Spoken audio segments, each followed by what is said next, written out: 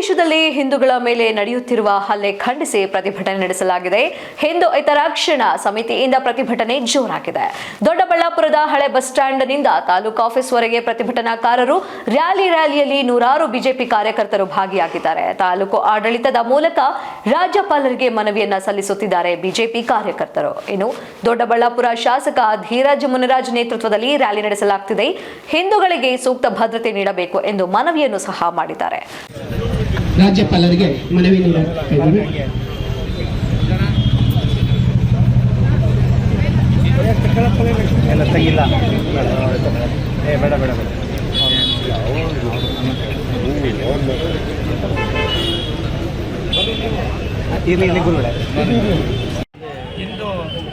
ಹಿಂದೂಗಳೆಲ್ಲರೂ ಒಟ್ಟಿಗೆ ಸೇರಿ ಭಾರತದಲ್ಲಿರುವ ಪ್ರತಿಯೊಬ್ಬ ಹಿಂದೂವು ಅವರ ರಕ್ಷಣೆ ನಮ್ಮೆಲ್ಲರ ಆದ್ಯ ಕರ್ತವ್ಯ. ಬಾಂಗ್ಲಾದೇಶದಲ್ಲಿ ನಡೆಯುತ್ತಿರುವಂಥ ಹಿಂಸಾಚಾರವನ್ನು ನಿಲ್ಲಿಸಬೇಕು ಅನ್ನುವಂಥದ್ದನ್ನು ನಮ್ಮ ಒಂದು ಒಕ್ಕೂಟವಾಗಿರುವಂತಹ ವಿಶ್ವಸಂಸ್ಥೆಯ ಒಕ್ಕೂಟಕ್ಕೆ ಮನವಿಯನ್ನು ಮಾಡ್ತಾ ಇರುವಂಥದ್ದು. ವಿಶ್ವಸಂಸ್ಥೆ ಎಲ್ಲರ ಒಕ್ಕೂಟದಲ್ಲಿ ಎಲ್ಲರ ರಕ್ಷಣೆಯನ್ನು ಜವಾಬ್ದಾರಿ ನಮ್ಮ ವಿಶ್ವಸಂಸ್ಥೆಯ ಒಕ್ಕೂಟದ ಜವಾಬ್ದಾರಿಯಾಗಿರುವಂಥದ್ದು. ಕೇಂದ್ರ ಸರ್ಕಾರ ಅವರಿಗೆ ಪತ್ರ ಬರೆಯುವುದರ ಮೂಲಕವಾಗಿ ಬಾಂಗ್ಲಾದೇಶದಲ್ಲಿರುವ ಎಲ್ಲ ಹಿಂದೂಗಳ ರಕ್ಷಣೆಯನ್ನು ಮಾಡಬೇಕಾಗಿರುವಂಥದ್ದು. ಇವತ್ತು ಬಾಂಗ್ಲಾದೇಶದಲ್ಲಿ ನಡೆಯುವಂತಹ ಈ ಒಂದು ಹಿಂಸಾಚಾರ ಇದೆಯಲ್ಲ, ಇದು ದೇಶದ ಮೇಲೆ ವಿಶ್ವಸಂಸ್ಥೆಯ ಮೇಲೆ ಒಂದು ಬ್ಲ್ಯಾಕ್ ಮಾರ್ಕ್ ಬೀಳುವಂಥದ್ದಾಗಿರುವಂಥದ್ದು. ಯಾಕೆ ಅಂತಂದರೆ ಈ ದೇಶದ ಎಲ್ಲ ದೇಶಗಳ ಒಂದು ಶಾಂತಿಯನ್ನು ಕಾಪಾಡುವಂಥದ್ದು ವಿಶ್ವಸಂಸ್ಥೆಯ ಜವಾಬ್ದಾರಿಯಾಗಿರುವಂಥದ್ದು. ವಿಶ್ವಸಂಸ್ಥೆ ಸರಿಯಾಗಿ ವ್ಯವಸ್ಥೆಯನ್ನು ರಕ್ಷಣೆಯನ್ನು ಹಿಂದೂಗಳಿಗೆ ಕೊಡ್ತಾ ಇಲ್ಲವಂಥ ಅನುಮಾನ ನಮಗೆಲ್ಲರಿಗೂ ಕಾಡ್ತಾ ಇರುವಂಥದ್ದು. ವಿಶ್ವಸಂಸ್ಥೆ ಇದನ್ನು ಜವಾಬ್ದಾರಿಯನ್ನು ತೆಗೆದುಕೊಂಡು ಇವತ್ತು ಭಾರತದಲ್ಲಿರುವಂಥ ಹಿಂದೂಗಳ ರಕ್ಷಣೆ ಎಷ್ಟು ಮುಖ್ಯವಾಗಿದೆಯೋ ಬಾಂಗ್ಲಾದೇಶದಲ್ಲಿರುವ ಹಿಂದೂಗಳ ರಕ್ಷಣೆ ಅದು ಭಾಳ ಮುಖ್ಯವಾಗಿರುವಂಥದ್ದು.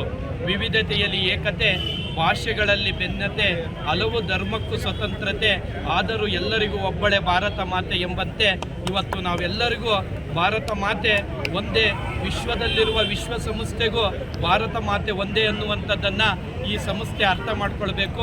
ಶೀಘ್ರವೇ ಆ ಹಿಂಸಾಚಾರವನ್ನು ನಿಲ್ಲಿಸುವುದರ ಮೂಲಕವಾಗಿ ಹಿಂದೂಗಳಿಗೆ ಒಂದು ಶಕ್ತಿಯನ್ನು ಕೊಡಬೇಕು, ಹಿಂದೂಗಳ ರಕ್ಷಣೆ ಆಗಬೇಕು. ಇಲ್ಲ ಆದರೆ ಪ್ರತ್ಯೇಕವಾದಂತಹ ರಾಷ್ಟ್ರವನ್ನು ಬಾಂಗ್ಲಾದೇಶದಲ್ಲಿ ಹಿಂದೂ ರಾಷ್ಟ್ರ ಅಂತ ನಾವು ಪ್ರತ್ಯೇಕ ಮಾಡ್ಕೊಳ್ಳೋಕ್ಕೂ ಸಹ ಸಿದ್ಧರಾಗಿದ್ದೀವಿ ಅನ್ನುವಂಥ ಮಾತನ್ನು ರವಾನಿಸ್ತಾ ಇದ್ದೀನಿ. ನಿಮಗೆಲ್ಲರಿಗೂ ಕ್ಷಣ ಹಿಂದೂ ಹಿತರಕ್ಷಣಾ ಸಮಿತಿಯಿಂದ ತಾಲೂಕು ಆಡಳಿತ ಮುಖೇನ ರಾಜ್ಯಪಾಲರಿಗೆ ಮನವಿ ನೀಡುತ್ತಿದ್ದೇವೆ.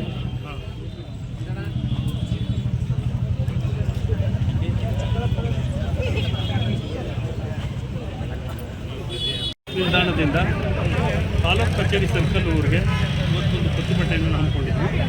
ಹಿಂದೂ ಪರ ಸಂಘಟನೆಗಳು ಇವತ್ತು ದೇಶದ ಹಿಂದೂ ಭಕ್ತರು ಇವತ್ತೆಲ್ಲ ಈ ರ್ಯಾಲಿಯಲ್ಲಿ ಭಾಗವಹಿಸಿದರು. ಬೆಂಗಳೂರು ಗ್ರಾಮಾಂತರ ಜಿಲ್ಲೆಯಿಂದ 4 ತಾಲೂಕಿನಿಂದ ಹಿಂದೂ ಪರ ಸಂಘಟನೆಗಳು ಸೇರಿಕೊಂಡು ಬಂದಿದ್ದಾರೆ.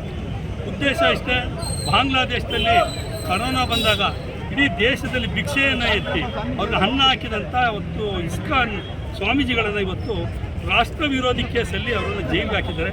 ಅವರನ್ನು ಯಾರನ್ನು ಭೇಟಿ ಮಾಡಲಿಕ್ಕೆ ಬಿಡ್ತಾ ಇಲ್ಲ. ಇದರ ಮಧ್ಯದಲ್ಲಿ ಅವರನ್ನು ಜೈಲಿಂದ ಬಿಡುಗಡೆ ಮಾಡಿಸ್ಲಿಕ್ಕೆ ವಕೀಲರು ನೇಮಕ ಮಾಡೋಕ್ಕೆ ಹೋದರೆ ವಕೀಲರನ್ನ ಬಂಧಿಸ್ತಾರೆ, ಅವ್ರ ಮೇಲೆ ಹಲ್ಲೆ ಮಾಡ್ತಾರೆ. ಇವತ್ತು ಹಿಂದೂಗಳನ್ನು ಒಕ್ಕಲೆಬ್ಸುವಂಥ ಕೆಲಸ ಬಾಂಗ್ಲಾದೇಶದಲ್ಲಿ ಆಗ್ತಾಯಿದೆ. ಅದ್ರ ಪ್ರಯುಕ್ತ ಇವತ್ತು ಇಡೀ ನಮ್ಮ ರಾಜ್ಯದಾದ್ಯಂತ ದೇಶದಾದ್ಯಂತ ಹೋರಾಟವನ್ನು ಹಮ್ಮಿಕೊಂಡಿದ್ದೀವಿ. ನಿನ್ನೆ ಹಲವಾರು ಜಿಲ್ಲೆಗಳಲ್ಲಾಗಿದೆ, ಇವತ್ತು ಹಲವಾರು ಜಿಲ್ಲೆಗಳಲ್ಲಿ ಆಗ್ತದೆ. ಜಿಲ್ಲಾ ಮಟ್ಟದಲ್ಲಿ ಒಂದು ಹೋರಾಟವನ್ನು ಕೂಡ ಬರುವಂಥ ದಿನಗಳಲ್ಲಿ ತಾಲೂಕು ಮಟ್ಟದಲ್ಲಿ ಈ ಹೋರಾಟವನ್ನು ಹಮ್ಮಿಕೊಂಡು ಹಿಂದೂಗಳನ್ನು ರಕ್ಷಿಸುವಂಥ ಕೆಲಸ ಆಗ್ತಾಯಿದೆ. ಇದ್ಯಾವುದೋ ಒಂದು ಸಂಘಟನೆ, ಜಿಹಾದಿಗಳ ಸಂಘಟನೆ ಹಿಂದೂಗಳನ್ನು ಎಲ್ಲಿ ಒಕ್ಕಲೆಬ್ಸೋದು. ಮತ್ತು ಇವತ್ತು ನೋಡ್ತಾ ಇದ್ದೀವಿ, ಕಾಂಗ್ರೆಸ್ ಸರ್ಕಾರ ಇವತ್ತು ಹಳ್ಳಿಗಾಡಿನ ಜನಗಳನ್ನು ಒಕ್ಕಲೆಬ್ಸುವಂಥ ಕೆಲಸ ಆಗಿದೆ. ಅದಾಗಬಾರ್ದು. ಇವತ್ತು ಬಾಂಗ್ಲಾದೇಶದಲ್ಲಿ ಅಲ್ಪಸಂಖ್ಯಾತರಾಗಿದ್ದ ಹಿಂದೂಗಳನ್ನು ಇವತ್ತು ದೇಶದ ಓಡಿಸುವಂಥ ಹುನ್ನಾರ ನಡೆದಿದೆ. ಪಾಕಿಸ್ತಾನದಲ್ಲಿ ಇದ್ದಂಥ ಇವತ್ತು ಹಿಂದೂಗಳು 13-14% ಇದ್ದರು, ಇವತ್ತು 2-3% ಬಂದಿದ್ದಾರೆ.